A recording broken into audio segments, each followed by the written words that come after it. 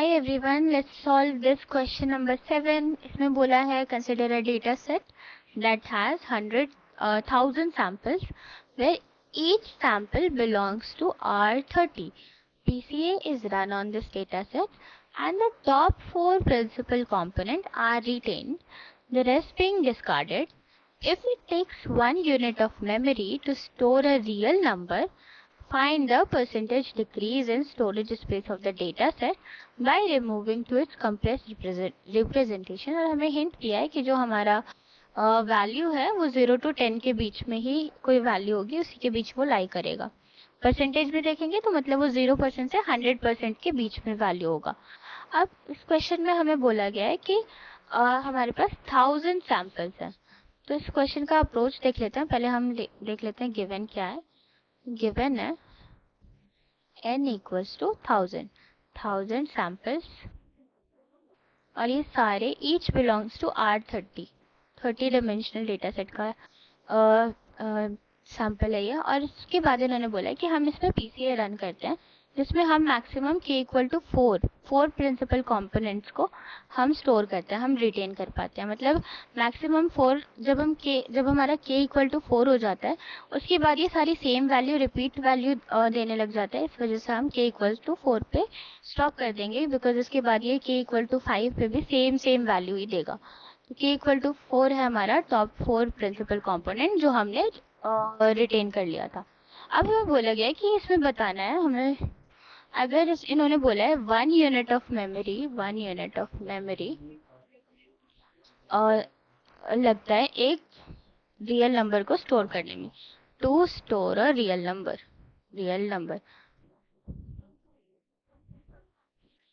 1 unit of memory लगता है.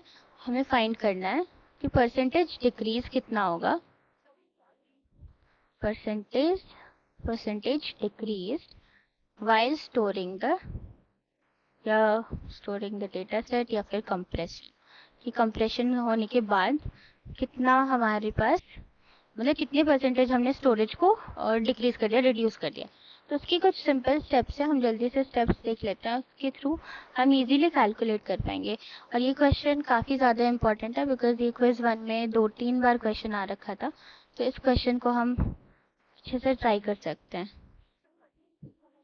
Solution.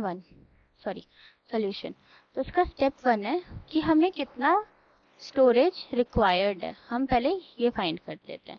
Storage required या स्टोरेज नीडेड. स्टोरेज रिक्वायर्ड होगा सैंपल्स को हम मल्टीप्लाई कर देंगे उनके डिमेंशन से. स्टोरेज रिक्वायर्ड फाइंड हो गया. फिर स्टोरेज रिक्वायर्ड के बाद हमें फाइंड करना है कि कितना कंप्रेशन हुआ, कंप्रेशन के बाद कितना स्टोरेज हुआ, कंप्रेस करने के बाद कितना स्टोरेज बच गया इसमें.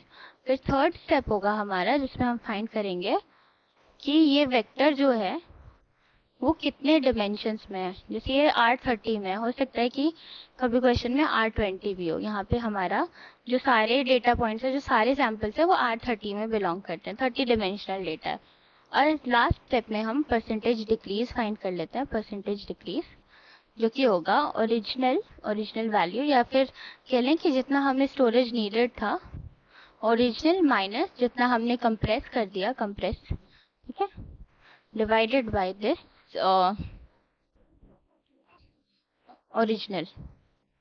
ओरिजिनल वैल्यू और टाइम्स 100.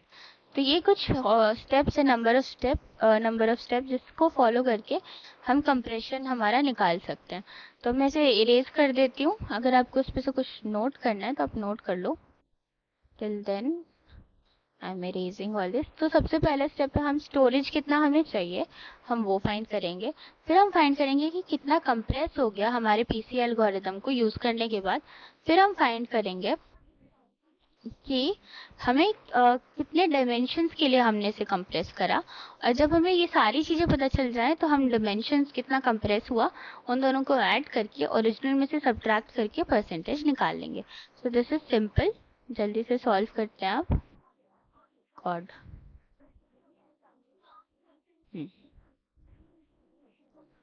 तो जल्दी से फाइंड कर लेते हैं.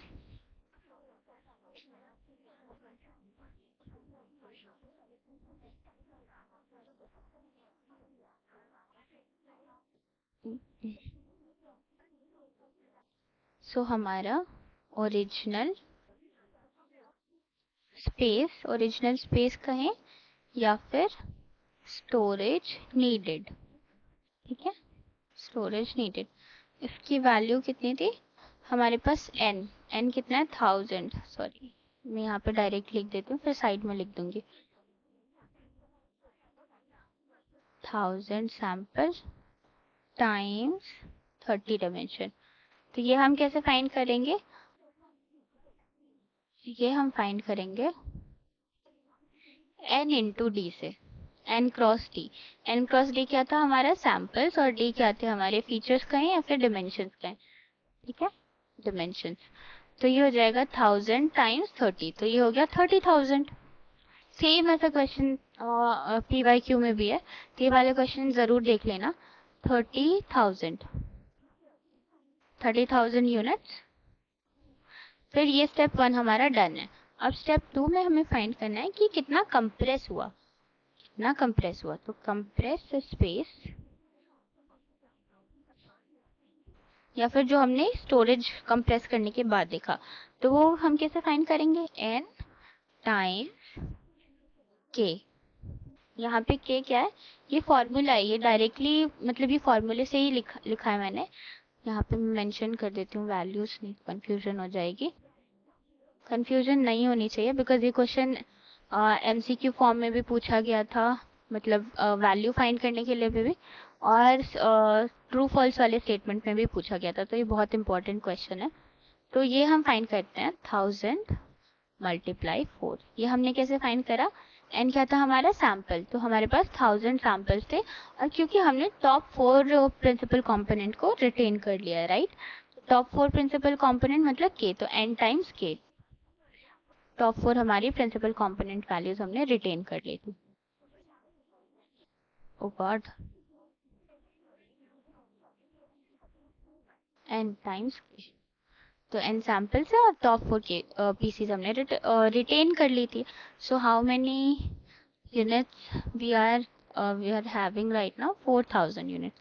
बट अभी ये स्टॉप नहीं हुआ, अभी खत्म नहीं हुआ है। अब हम स्टेप 3 सॉल्व करेंगे कि कितने डिमेंशंस में लाई करता है। तो डिमेंशन भी हमें फाइंड करना है, कि जैसे हमारा ये हम फाइंड करते हैं n cross, not n cross, हमने टॉप 4 पीसीज रिटेन करी थी टॉप 4 प्रिंसिपल कंपोनेंट, और ये सारे कितने डिमेंशन में थे? ये सारे 30 डिमेंशन में थे। तो जितने भी पीसीज है, मतलब के वैल्यू टाइम्स जिसका डिमेंशन है, और के की वैल्यू क्या थी? 4 प्रिंसिपल कंपोनेंट हमने किया था ना, वो स्टोर, तो 4 टाइम्स 30, सो दिस इज 120।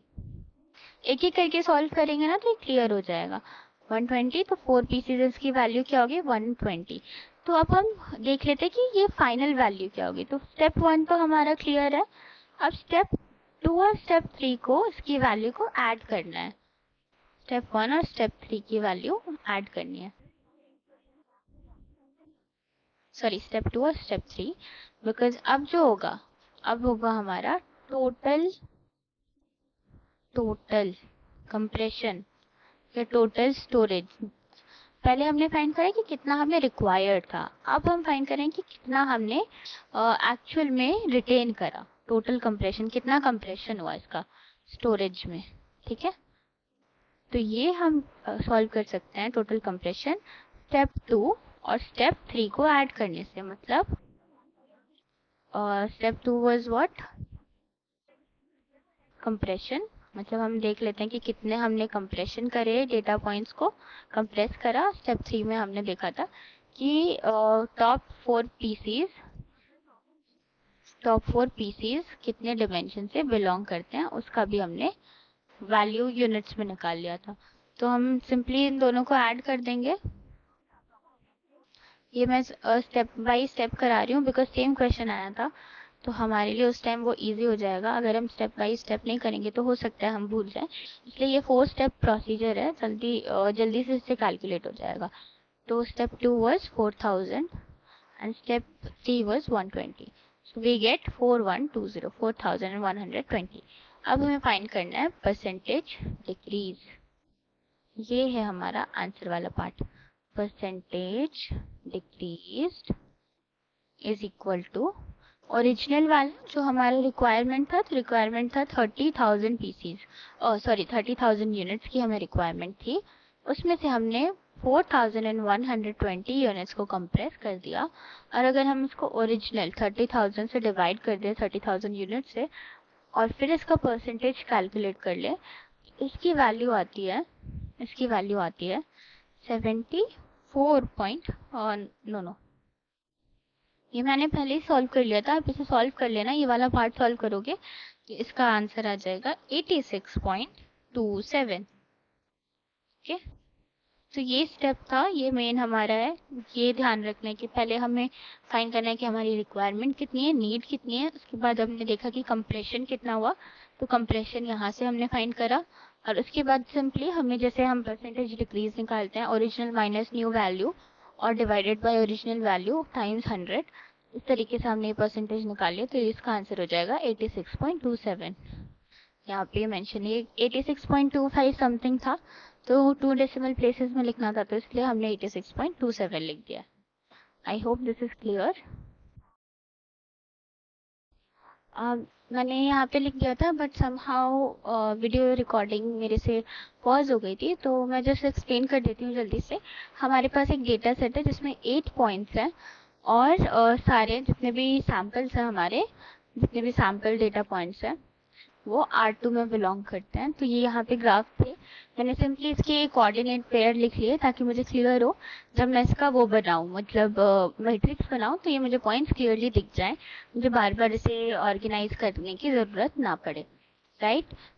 फिर हमें इसमें बोला गया था find the covariance matrix of this data set.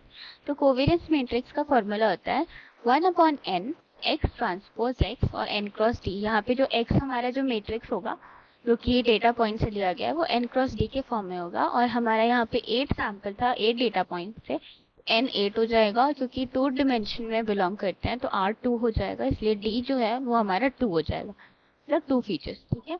ये हमारे डेटा पॉइंट्स है। और एक छोटा सा रिकैप है कि कोवेरियंस मैट्रिक्स के जो डायगोनल एलिमेंट्स होते हैं वेरिएंस शो करते हैं, और of diagonal elements covariance show करते हैं। तो ये सब तो आपको पता ही होगा, तो ये मुझे एक्सप्लेन करने की आई थिंक ज़रूरत नहीं है, बट इन केस अगर आपको समरी चाहिए तो please let me know, otherwise we are good to go. तो अब हमें बोला है कि कोवेरियंस मैट्रिक्स हमें फाइंड करनी है। तो as I already mention the data points here, तो मुझे ज़्यादा दिक्कत नहीं पड़ेगी, बट हम इसको जल्दी से मैट्रिक्स फॉर्म में लिख लेते हैं। तो n हमारा 8 है, या n is 8 and d is 2, तो ये होगा 8 क्रॉस 2 वाला मैट्रिक्स। x मैट्रिक्स का जो होगा वो n क्रॉस d फॉर्म में होगा, तो इसको हम लिख सकते हैं इस तरीके से। और ये ध्यान रहे कि मतलब जो मैंने कोऑर्डिनेट पेयर लिए हैं, हो सकता है कि आप उसका रैंडमली चूज करो, मतलब हो सकता है कि अगर मैंने फर्स्ट पेयर लिया है -3 0, है ना, तो हो सकता है आप इसकी जगह -2 0 पहले ले लो। ये सब कम्प्लीटली मतलब चॉइस है, इसमें ये नहीं है कि मैंने ये वाला डेटा पॉइंट पहले लिखा है तो आपको भी यही पॉइंट लिखना है। आप खुद से कोई सा भी पॉइंट कहीं भी लिखोगे, बस ये डेटा पॉइंट्स को सही से मेंशन कर देना, जिससे कि क्लैरिटी हो, कोई कंफ्यूजन ना हो। ये सही से मेंशन कर देना। ये मैंने आगे पीछे लिख दिया है, तो मल्टीप्लिकेशन में मैंने तो ये अपने सॉल्व कर लिया, बट आपको जो मल्टीप्लिकेशन करना हो ना, तो सेम फॉर्मेट रखना। मतलब अगर यहाँ पे -3 0 है, -2 0, इस तरीके से हम बाकी जब डेटा पॉइंट्स लिखेंगे और जब इसका ट्रांसपोज लेके मल्टीप्लाई करेंगे कोवेरियंस मैट्रिक्स फाइंड करने के लिए, तो उसमें मिस्टेक ना हो जाए, कैलकुलेशन एरर ना हो जाए। इस वजह से आप ध्यान रखना कि एक बार आप एक्स मैट्रिक्स जब आप बना लेते हो, तो उसी को एज इट इज आपको मल्टीप्लाई भी करना है, आंसर सेम ही आएगा, एलिमेंट्स आगे पीछे हो सकते हैं, उसमें कोई प्रॉब्लम नहीं है, ठीक है। तो मैं जल्दी से एलिमेंट्स लिख देती हूँ। -2 0, सी, -1 0, -2 0, -3 0 एंड -2 1।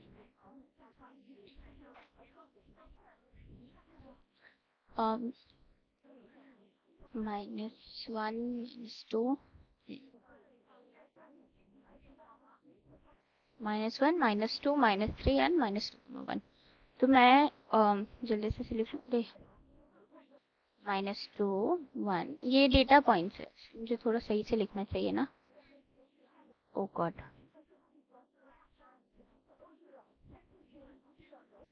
मुझे थोड़ा और एक्सटेंड करना पड़ेगा बिकॉज इतने में 8x D मैट्रिक्स नहीं बन पाएगी।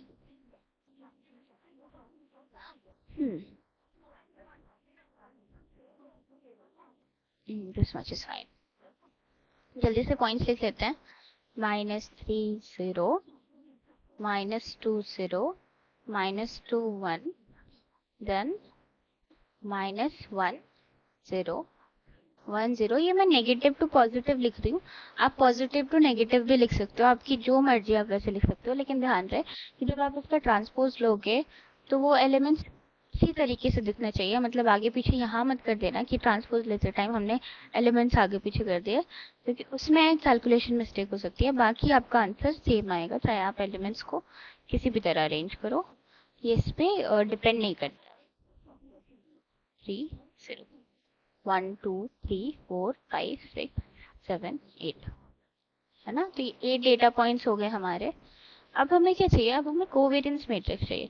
सो we know our covariance matrix is what 1/n x transpose x। तो इसे मैं जल्दी से लिख लेती हूँ। We don't have any extra space here.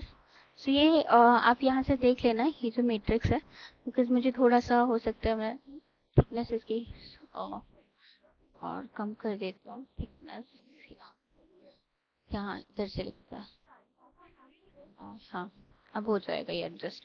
So our C will be what 1/8 n is 8 data points है ना। x ट्रांसपोज ये तो हमारी x मैट्रिक्स है, x ट्रांसपोज कर लेते जल्दी से। -3 0 -2 0 -2 1 -1 0 1 0 2 0 3 0 और 2 -1 3 0। ये मैं कह रही थी ये थोड़ा ध्यान से लिखना। और यहाँ मेरे पास क्योंकि स्पेस नहीं है तो मैं बस ऐसे करके लिख देती हूँ, ठीक है। थोड़ा स्पेस चाहिए होगा।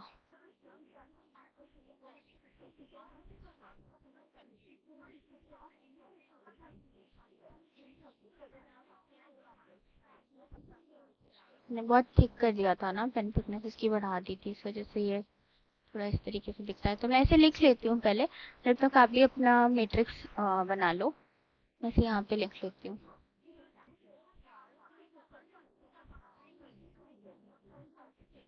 -3 0 -2 0 -2 1 -1 0 1 0 2 0 2 -1 and 3 0. This is X transpose. Oh my god.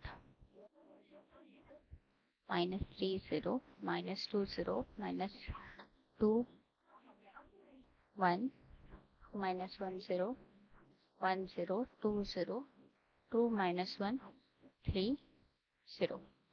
सो ये मैंने अरेंज कर दिया सही से। नोटबुक में आप अच्छे से लिख लेना। सो 1/8 हम इधर ही एज इट इज रहने देते हैं, 1/8, ठीक है। और इन दोनों को मल्टीप्लाई कर लेते हैं। अब ये देखो ये ना 2x2 मैट्रिक्स बनेगा। वाई? बिकॉज यहाँ पे कितनी रोज है 2 और 8 कॉलम्स है। यहाँ पे 8 रोज है और 2 कॉलम्स है, तो इसका जो मैट्रिक्स होगा वो 2x2 मैट्रिक्स होगा, राइट।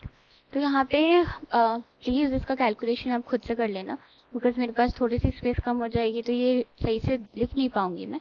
तो मैं यहाँ पे डायरेक्टली लिख देती हूँ इसका आंसर, जो कैलकुलेट करने के बाद प्लस माइनस ये सब करने के बाद मैंने वैल्यूज फाइंड करी थी।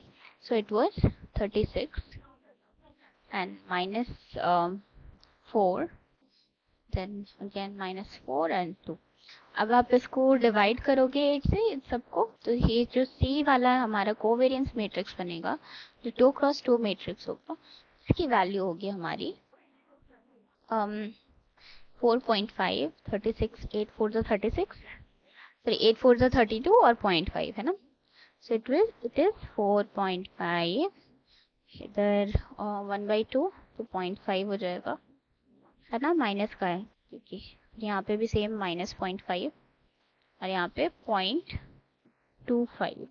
इसे सही से लिख देती हूँ। इसमें ज़्यादा कुछ नहीं था, बस कोवेरियंस मैट्रिक्स का हमें फॉर्मूला अगर पता होगा तो हम इसे इजीली कैलकुलेट कर पाएंगे। तो इट्स सो सिंपल, यहाँ पे आंसर हमें मिल गया है। बाकी कोई आंसर्स ऑप्शन मैच नहीं कर रहे थे, तो हमारा जो कोवेरियंस मैट्रिक्स है वो यही है जो कि हमने यहाँ से कैलकुलेट करा। सी ना, हमारा कोवेरियंस मैट्रिक्स है 4.5, -0.5, -0.5 and 0.25. So I hope this is clear. Let's read this first.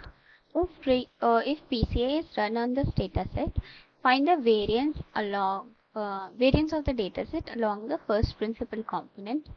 The eigenvectors of the covariance matrix are given below. These are our eigenvector. It need not to be in increasing order.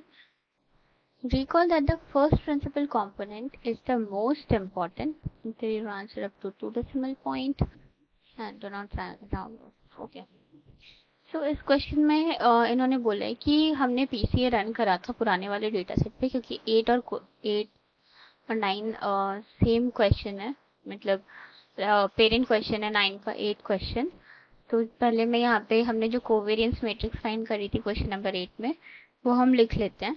हमने find करा था 1/n x transpose x and it was 2/2 matrix 4.5 -0.5 -0.5 and 0.25। तो ये हमने covariance matrix find करी थी। अब हमें इसमें बोला है कि हमें फाइंड करना है this variance along the first principle component. तो यहाँ पे मुझे कुछ इन्फॉर्मेशन देनी थी कि जब भी हमें फाइंड करना हो variance along first principle component ना, तो हम क्या देखते हैं, variance along first principle component, ये होगा हमारा लार्जेस्ट आइगन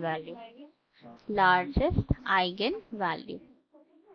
तो मतलब बेसिकली हमें क्या करना है, हमारी जो कोवेरियंस मैट्रिक्स थी ना, जो ये वाला है डायगोनल एलिमेंट, यही हमारे आइगन वैल्यूज, इसी से हम आइगन वैल्यूज कैलकुलेट करते हैं।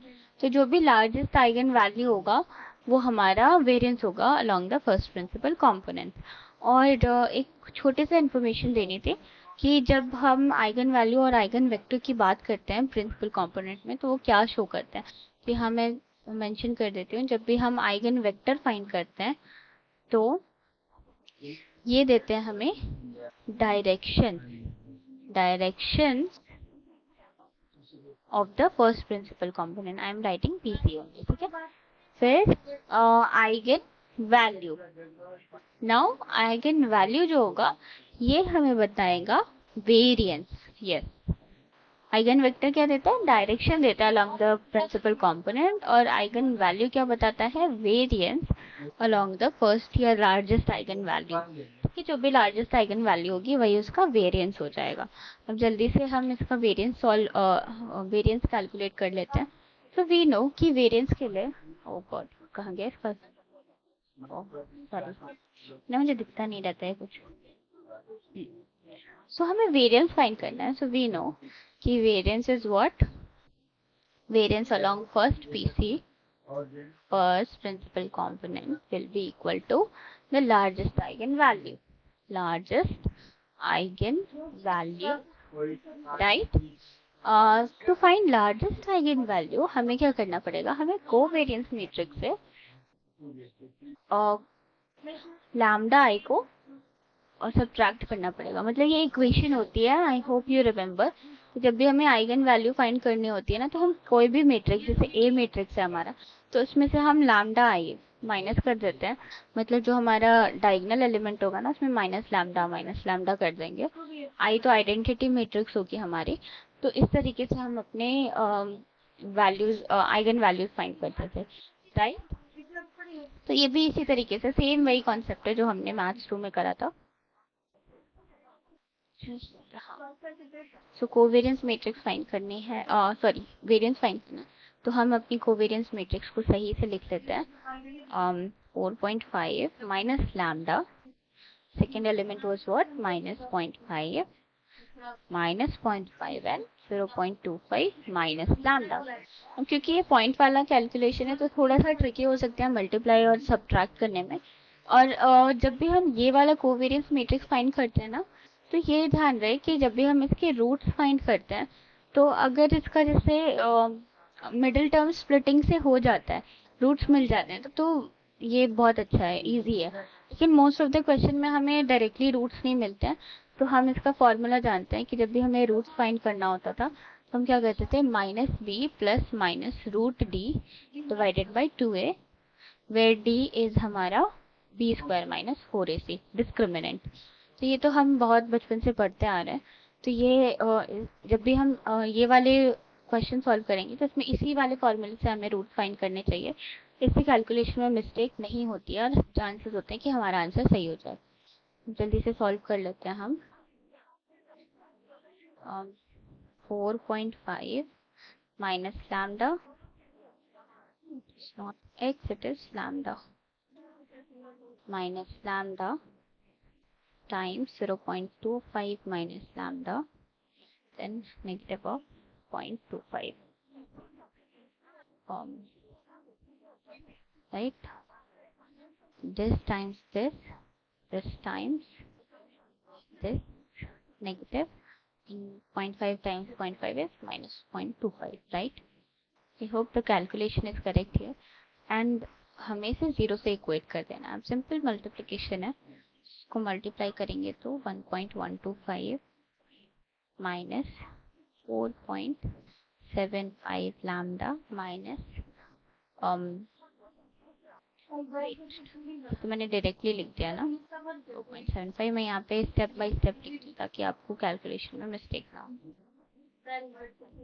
Minus 1.125, then minus 4.5 lambda minus 0.25 lambda and plus lambda square minus 0.25। ये मैंने सारी स्टेप लिख दी। ये मैंने क्या कर दिया है, ओके, मैंने ब्रैकेट लिख दिया था, बट यहाँ पे ब्रैकेट की ज़रूरत नहीं है बिकॉज सारे टर्म पॉजिटिव हैं हमारे पास एक्सेप्ट फॉर दिस। तो ये हो जाएगा हमारा राइट। इससे हमें कोई फर्क नहीं पड़ेगा, राइट। अब हम जल्दी से आगे कर लेते हैं, तो इन दोनों को ऐड कर लेंगे। ये क्या हो जाएगा, 1.125 minus 4.75 lambda plus lambda square minus 0.25 equals to 0। आप इसे अच्छे से इस तरीके से रूट निकाल लेना। मैंने ये सेम वे मेथड फॉलो किया था रूट फाइंड करने के लिए, बिकॉज इस स्टेप के आगे यहाँ वाला जब हम स्टेप सॉल्व करेंगे ना तो इसके बाद हम डायरेक्टली रूट्स नहीं फाइंड कर पाएंगे बिकॉज ये डेसिमल वैल्यू है, तो मिस्टेक हो सकती है। इसलिए मैंने रूट्स फाइंड कर लिए, इसमें डायरेक्टली लिख दूंगी lambda square minus 4.75 lambda and 1.125 में से 0.25 सब्ट्रैक्ट करेंगे, so we will get 0.875, right. इसकी रूट्स हमने फाइंड कर लिया है, मैंने फाइंड कर लिया, आप कैलकुलेट कर लेना, वो मैं इसके ऊपर छोड़ रही हूँ। सो लैम्डा हमारा हो जाएगा, दो रूट्स आएंगे, first root will be 4.56 and second root will be 0.19। तो हमें पता है कि जो लार्जेस्ट आइगन वैल्यू होगा वही हमारा वेरिएंस होगा। So we get our largest eigenvalue as 4.65. So we can write variance along the first principal component is 4.56. ठीक है,